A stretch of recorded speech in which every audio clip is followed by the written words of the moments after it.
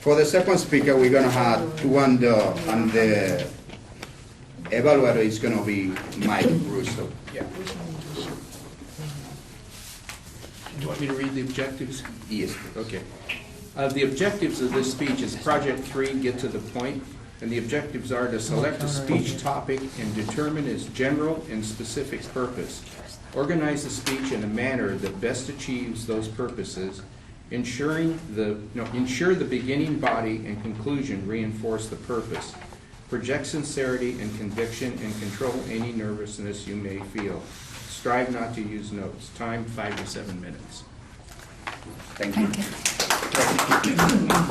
Thuấn Đỗ, she's coming from Vietnam as a refugee. She was a physical science teacher in Vietnam, an instructor at Santa Ana College and Cal State Fullerton. She liked music, painting, and religious study. The speech today is about the book Clairvoyance. Did I say it right? Right? Yeah. By Mr. Charles Wester. Welcome.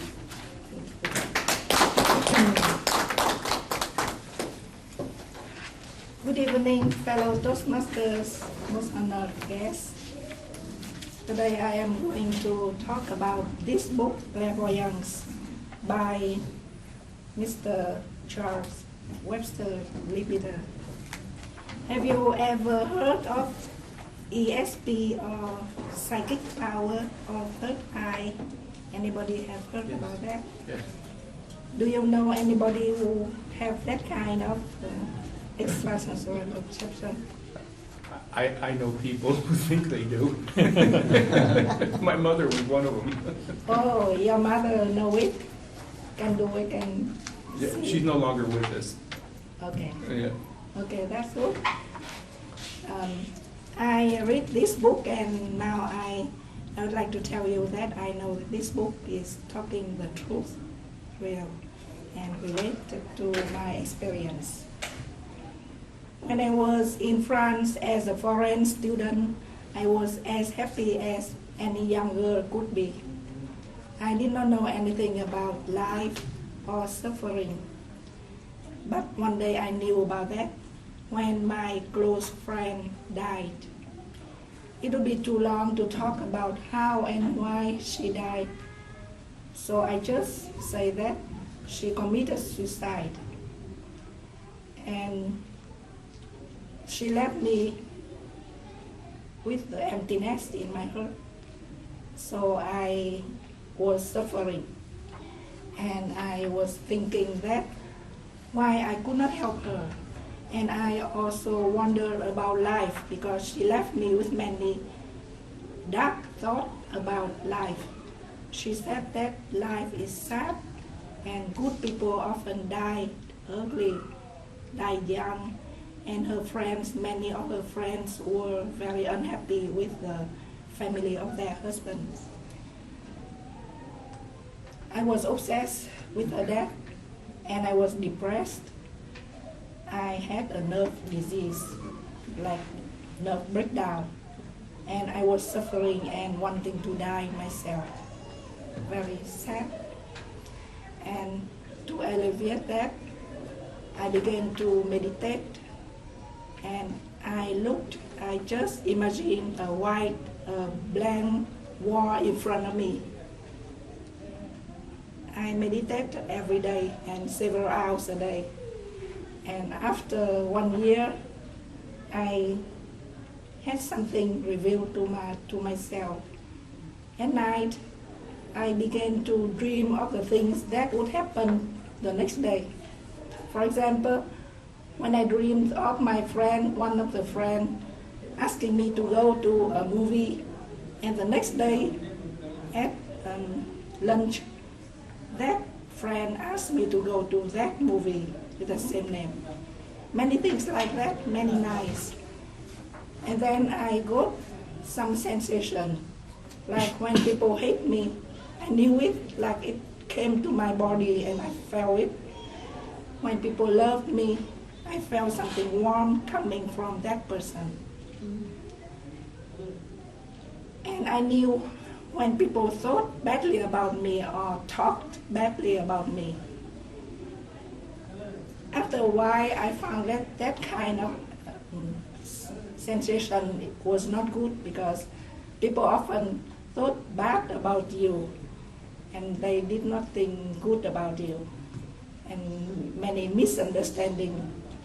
So I was bored of that kind of knowing, and I stopped to meditate, and that gradually went away.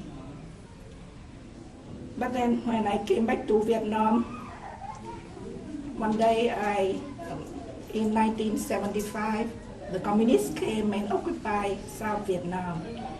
And I knew that they will repress many religions. And my father went to Theosophical Society, where there are many religious books. And I thought that I had to come there to read, otherwise they will take all the books away and I could not read them anymore. So I found this book, Clairvoyance, and I finished it. It was in English too. When I came to teach at Thuấn Đỗ school, the secretary there found myself like friendly to her, so she gave me her diary to read. It was a small book, a notebook of 100 pages. In that book, she told me that she after an accident, she got like something like the third eye. She saw ghosts around her, and some weak one came and yelled loudly in her ears to fear her, to make her fearful. And some good people came and comfort her and told her that stop eating vegetarian food, so you become more less sensitive to those kind of view. I thought that that was a simple woman, and she did not know English or French. And I found that it is the same thing as in this book, which was written by a man of the last century, almost 100 years ago. So that must be true, because she could not read him. How she could know something similar to that? So I would recommend this book to you, and it is on the internet at the page Anangulap.net Clairvoyance CWL-HTM. In this book, he talked about how the books are too light. So I am stopped here because I don't know what light it is. Oh, it's Okay. Okay, I just one more note. The clairvoyance, there are many kinds of clairvoyance. One you can see through the wall. Another kind you can see like seeing things happening in Europe or Africa. Or you can see things happen many years ago. Okay.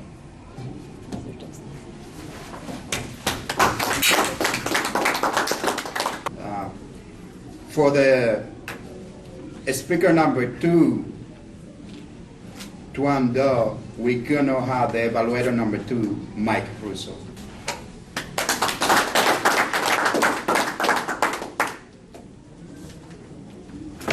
Thank you, Mr. General Evaluator, members, and our most honored guests, and especially you, Thuấn.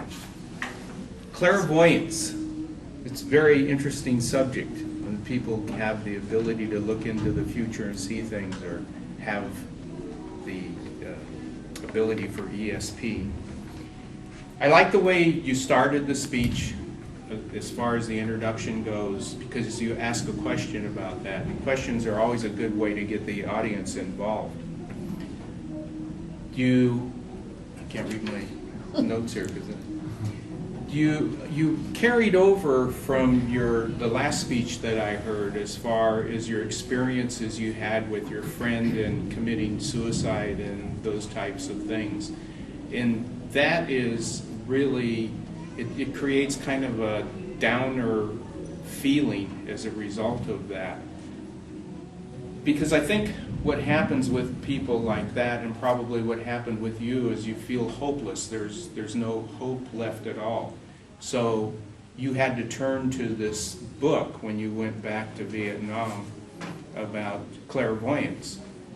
And I'm going through this, and I put this in the introduction, a body, and a conclusion. And it seemed to me that it took a long time for you to get to where the introduction ended and the body started, because I thought that when you started talking about the book, that would be the body at that point. And the purpose of the speech is to have the body support the introduction and the conclusion to support the specific purpose of it. So it wasn't real clear in my mind what the specific purpose was, because you didn't really talk about the book that much, and I thought maybe the book was the specific purpose, because that was clairvoyance. That's what it was about. So I think that if you would have talked more about the content of the book and what it was really in the book, it would have been clearer as to what the specific purpose was.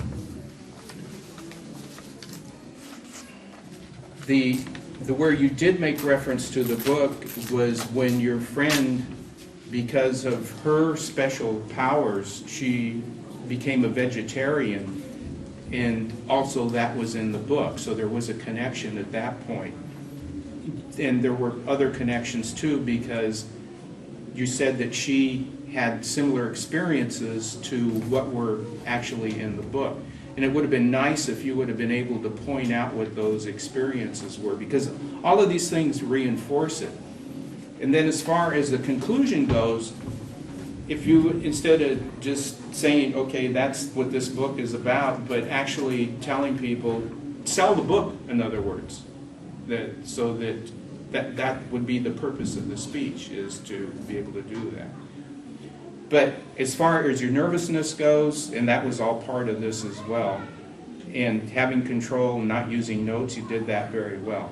So I look forward to hearing more of your speeches. Mr. General Evaluator.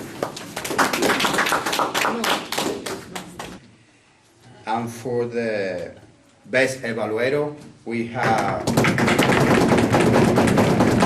Mike Ruiz.